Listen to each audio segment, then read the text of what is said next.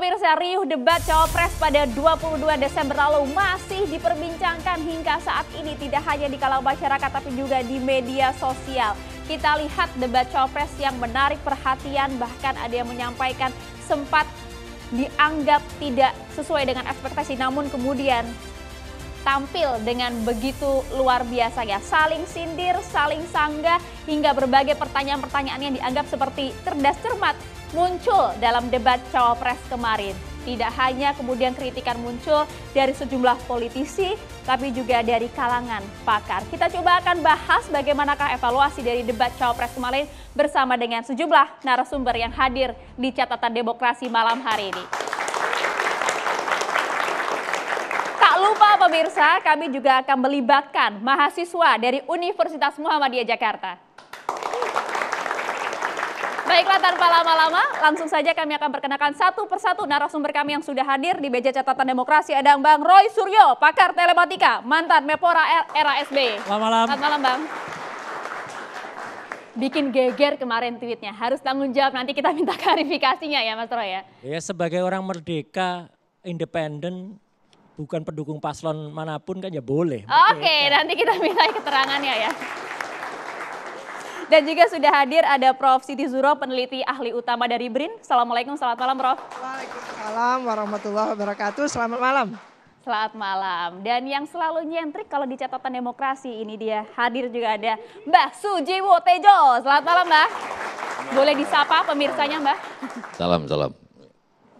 Ada juga kemudian hadir juga Mas Ciko Hakim, jubir TPN Ganjar Mahfud. Selamat malam. Malam semua. Hadir pula di sini ada Bang Habibur Rahman, Wakil Ketua TKN Prabowo Gibran.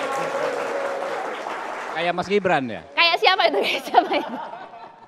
Dan masih ada satu kursi kosong ini yang nanti akan diisi oleh Bang Jazilul Fawait, asisten pelatih timnas Anies Mohaimin. Oke. Kita masih menunggu ya kehadiran. Dan sekali lagi kami juga turut mengundang perwakilan dari pihak KPU, namun hingga saat ini memang berhalangan untuk hadir, sayang sekali ya. Tapi langsung saja saya mau ke Mas Roy Suryo. Mas, tweetnya diperbincangkan hingga saat ini, mulai dari debat pada saat berlangsung hingga saat ini pun juga menuai respon dari berbagai pihak Mas. Apa maksud dari tweet Mas Roy Suryo kemarin dengan 3 mikrofon yang sempat Anda detail jelaskan di sana? Ya, itulah pertanyaan dari masyarakat. Kalau dicermati betul. Coba kita tayangkan juga ya Mas. Ya, tweet saya kan selalu berakhiran tanda tanya semua. Ya kan, karena pada saat saya menyaksikan itu memang kaget. Karena pada saat debat Capres itu kan tidak tampak sangat menyolok seseorang, tampak seperti Robocop atau sama seperti Terminator itu loh. Jadi awalnya itu tuh saya tuh kasihan melihat Capres-Capres kita tuh dipasang-pasangi peralatan yang menurut saya aduh stupid gitu ya, gitu. Yang masang, ya yang masang. Karena menurut saya ngapain juga peralatan sampai sedemikian banyaknya. Kalaupun tuh alasannya untuk backup, nggak ada standarnya. Mau mikrofon backup, kalau mau backup ya 10 sekalian, satu di sini, satu di sini, satu di sini, gitu pasangin semua kan. Oh kalau mati satu ada ini, mati satu ada ini, mati satu ada ini. Kan alasannya backup. Coba lihat presiden dimanapun, mic-nya berapa? 1, cukup. Penyanyi terkenal, mau itu tingkat lokal, tingkat nasional maupun internasional sampai level Madonna sekalipun. Mic-nya ya 1, nggak usah banyak. Kalau mati ya langsung digantiin dengan mic yang lain. Kita acara-acara demokrasi ini mic-nya berapa? Masing-masing. 1 kan? Iya kan? Kan kalau mati ya tinggal diganti sama petugas. Apa salahnya sih backup Mas Roy? Yuk, tidak ada salah dengan backup itu. Cuman lebay 3 itu. Maka begitu saya nonton tuh, langsung jam 8:03 saya langsung tweet itu. Jadi saya lihat kenapa? Karena pada saat sesi 1, sekali lagi ya Mbak Aya, sesi 1 itu benar-benar faktanya ya memang ada Capres nomor 2 yang pakai 3 mic sesi 1. Kemudian setelah itu ada break dan setelah saya men-tweet itu, setelah itu tweetnya langsung rame itu. Langsung malam itu langsung 4.000 gitu ya. Yang langsung komen itu ya. Begitu di sesi 2 Capres nomor 1 ya pakai juga handheld kayak gini ya. Saya nge-tweet lagi itu. Oh ternyata semua pakai. Gitu kan gitu. Tapi makanya concern saya pakailah saja 1 mic ya supaya tidak ada tuduhan macam-macam. Kan juga cakep kan kalau capres kita atau capres kita tuh nggak usah dipasang-pasang alat. 2 mic, 2. Apa Dua minimal? mic, dua Oke, mic. Jadi dua satunya nggak apa-apa. backup. Dua. Dua boleh, dua boleh. Oh, nomor dua soalnya, ini nggak mau apa-apa. satu, nggak mau satu. Nggak apa-apa, oke, dua ya, oke, dua, ya. Kenapa harus 3? Kalau gitu nanti yang 3 komplain. Oh ternyata ada pesanan, ya gitu. Mic-nya. Enggak, artinya gini, backup itu oke lah ya. Oke, Gitu. oke. Backup tuh ternyata sensitif juga Mbak Bibi ini. Tapi maksudnya tunggal gitu ya. Tunggal. Mikrofonnya tunggal lah gitu ya. Kalau tunggal kan aman gitu ya. Artinya mau ada apa-apa ya pakai bagus. Makanya harga mikrofon tuh kan sampai ratusan juta gitu loh. Kalau yang baik, kalau yang benar. Coba tanya Vina, coba tanya KD dan lain sebagainya. Nah artinya gini Mbak. Tujuan saya adalah supaya kita tuh melihat capres dan cawapres kita itu tampil apa adanya. Gitu loh. Tampil dia figur humanis. Seorang humanis. Ya. Coba saya tuh lihatnya mohon maaf ya. Lihatnya kayak lihat film di National Geographic itu loh. Ada macan dipasangi kamera gitu di atasnya gitu loh. Iya kan? Ya kan kayak gitu kan. Oke, Mas Ray, tapi yang kemudian sebenarnya menimbulkan pertanyaan adalah keterangan Anda dalam tweet tersebut. Kemarin sudah saya duga untuk menghindari cheating. Nah, Betul. artinya apa? Tolong mungkin bisa dijelaskan Mas. Oke gini, jadi saya tuh mengkritik bukan hanya soal mic ya. Tapi soal, maaf boleh saya berdiri? Boleh silakan Mas. Nggak ada aturan nggak boleh berdiri kan? Ya kalau di Beda KPU debatnya, kan beda. ada. KPU kan ada. Nah, Silakan. saya pun mengusulkan podiumnya juga transparan kayak gini. Supaya apa? Supaya tidak dipasang-pasangi sesuatu. Dan kemudian mikrofonnya pun ya waktu itu satu aja gitu. Akhirnya kan orang apa? Waktu itu kan akhirnya dipasang mikrofon kayak gini. Nah ini. Ya. Ini Boleh namanya, ya sorry Mbak.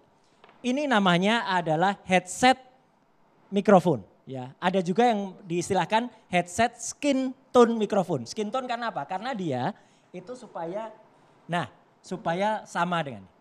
Oke. Yang menarik Mbak. Nah, Mas mungkin boleh dicobakan ke salah satu mahasiswa kali ya biar nanti bisa sambil dijelaskan oleh Mas Ray. Boleh? Boleh berdiri salah mungkin? satu. Boleh bantuan satu orang? Probandus maju. Nah, ke sini saja. Itu percobaan. Ke depan aja boleh sini, Mas di belakang podium. Nah sini. Ya, pura-pura Mahasuk TV. Pura-pura menjadi capres atau cawapres. Nah itu amin, berdoa. Kobul gitu katanya gitu. Oh iya. Nanti diprotes lagi. Nah, nanti. Kobul. Nah, jadi ini kan alat yang serupa dengan yang dipasang. Terus terang, ini yang harus saya sampaikan ke depan publik sini. Ya gitu, kamera bisa zoom ini enggak? Zoom banget, extra zoom. Inilah bedanya alat yang di pasaran. Ada yang, ini ada takikan, ada yang takikannya tuh 2 kayak gini. Jadi ada 3 ruas. Garis-garis di Garis-garis ini, di sini ada ya, 2 Mas, ya? garis, ada 3 ruas. Ada yang takikannya tuh cuma 1.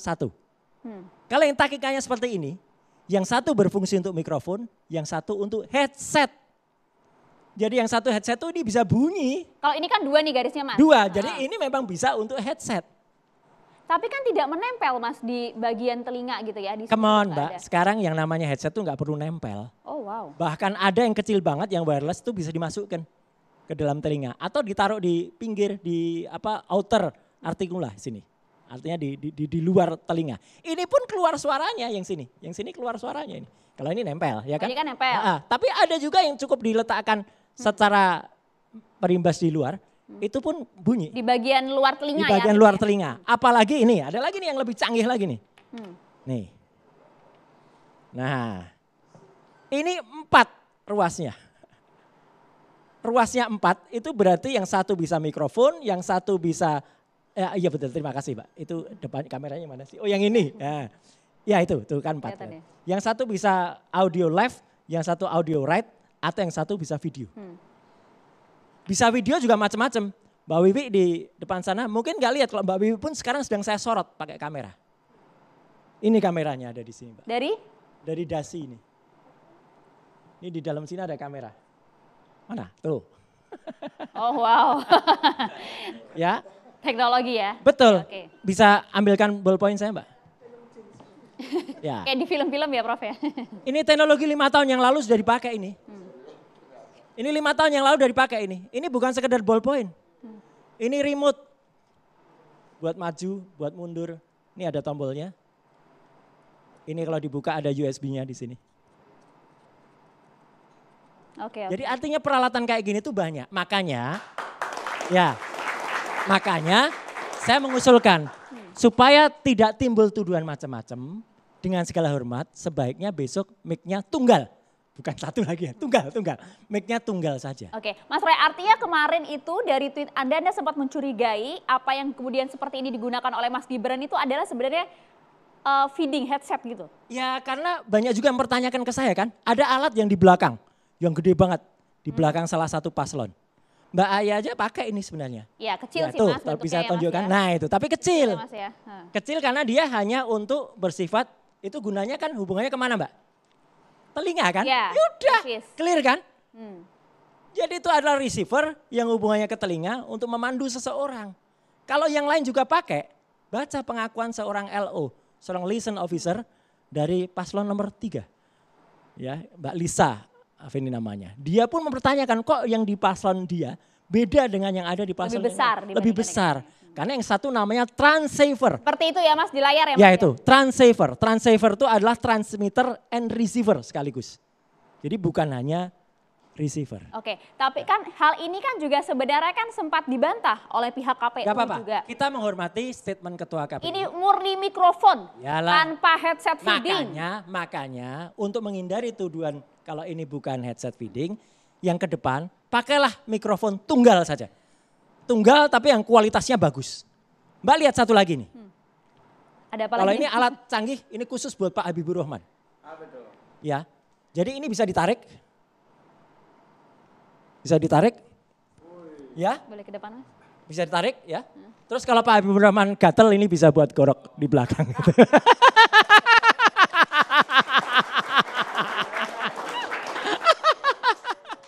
Buat canda aja supaya gak terlalu sepaneng gitu loh. Ya, artinya itu tadi ya maksud dari kecurigaan itu ya Mas ya.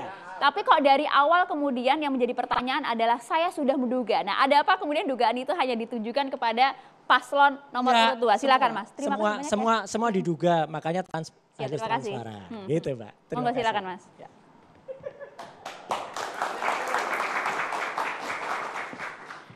Tapi kan sebenarnya sudah dibantah semua itu baik dari tim pemenangan maupun juga dari KPU. Betul begitu ya Mas Habib ya?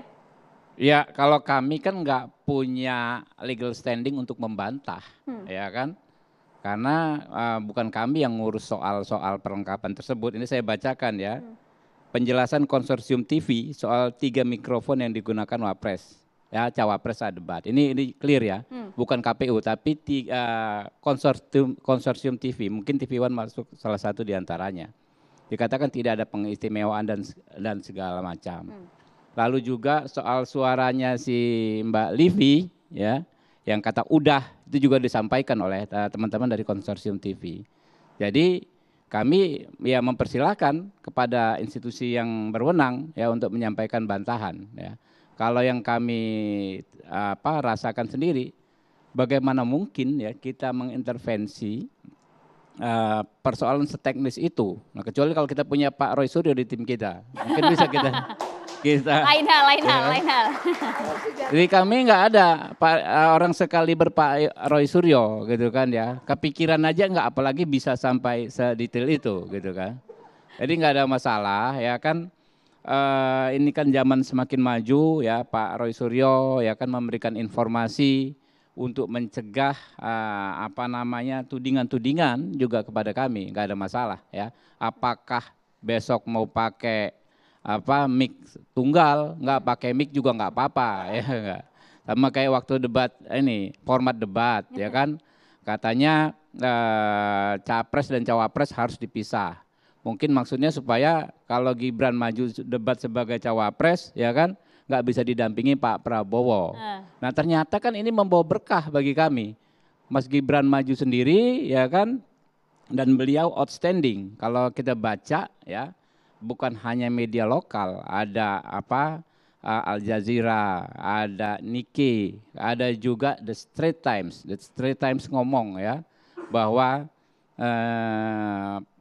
Gibran surprise ya the Indonesian public by his calm delivery, dengan deliverynya yang kalem ya, dia menguasai panggung dan lain sebagainya. Nah ini kan berkah bagi kami, makanya kalau orang ikhlas ya, orang tulus, orang apa adanya akan selalu mendapat berkah seperti itu. Dan kami tetap membuka kritik ya, membuka diri terhadap kritikan. Ya, apabila memang dianggap 3 mic ya, 3 alat tersebut tidak pas ya, kemudian dari segi estetika juga kadang-kadang kan nggak pas. Saya juga kadang-kadang kalau di sini kan pakai yang di pinggang itu apa Mbak namanya Mbak? Yang di pinggang ya, terus di sini clip on. ya, ini kan pernah acara ini juga clip on pakai ini pakai. Tadi gara-gara diskusinya panas Mbak, pernah di 2019 karena emosi kita pulang masih ada clip on sampai di mobil gitu kan. Itu juga gara-gara kelebihan device. Saya pikir kan oh cuma ini kan, ternyata masih nempel. Ditelepon-telepon sama orang TV One kalau nggak salah, Pak itu clip on mahal harganya ke bawah gitu kan. Oh rupanya masih ada di sini. Nah itulah apa namanya hal-hal teknis ya. Kami tidak menguasai hal-hal seteknis Pak Roy Suryo ya, tapi kami membuka diri apabila memang akan ada perbaikan-perbaikan. Tapi sekali lagi bahwa ketiga mikrofon itu bukan disediakan oleh tim pemenangan ya? Apa? Oh ya, Bukan Anda tahu lah. ya? Sebenarnya teman-teman ini tahu atau enggak? Ya kan yang menyelenggarakan teman-teman juga. Bang, konfirmasi, tidak kan? Bukan, kan Karena hanya Mas Gibran pada saat sesi pertama yang menggunakan. Ya makanya saya sebetulnya apa namanya harusnya saya menanyakan ke Anda Mbak atau ke teman-teman TV One yang mengkonfirmasi itu kami. Karena penyelenggaranya ini ya teman-teman TV gitu loh. Tapi bukan kami. TV One Mas pada saat itu ya? Bukan, saya nggak tahu, pokoknya TV konsorsium TV itu ya. Konsorsium TV ada macam-macam ya. Makanya kalau mereka telepon tadi ada salah satu juga di acara yang lain mengkonfirmasi, bukannya saya mengkonfirmasi ke Anda, lah yang bikin kan Anda gitu loh. Ya. Oke, tapi kami punya sebuah tayangan yang kemudian harus dikonfirmasi juga oleh Bang Habibur Rahman, kita putar ya, silahkan. Ini respon dari Bang Habibur Rahman menanggapi tweet dari Mas Roy Suryo. Kalau saya sih kita dengar dulu. Kalau saya sih ketawa aja. Betul. Enggak, karena yang beliau sampaikan saya suruh menganalisa tit gitu ya tadi nyebut bokep tadi ya gitu. Ya karena saya memang menganalisis itu dulu. Enggak ini jujur aja. Dan saya boleh disebut tukang itu boleh Bang. Ya karena memang saya pengalaman analisis. Tapi kalau seseorang menyebut saya tukang fitnah, itu pidana dia. Ada juga? Ada, ini lagi diproses sama tim hukum ini. Bukan hanya menyebut saya tukang loh. Roy Suryo memang tukang fitnah tulisannya itu. Ya. Tapi kalau itu nggak apa-apa Bang. Itu karena saya memang sering menganalisis itu. Cuman ya nggak enak. Nggak tersinggung ya dibilang gitu sama nggak, saya sih ketawa aja. Cuman yang tersinggung kayaknya kok malah nyebut orang lain sih gitu. Masa disebut Pak Ganjar ini? Oke, Mas Diko. Saya dulu dong. Biar nanti kan video saya. Jadi gini. Oke. Ya kita dengarkan dulu. Saya ini kan pengagum Pak Roy Suryo. Ya.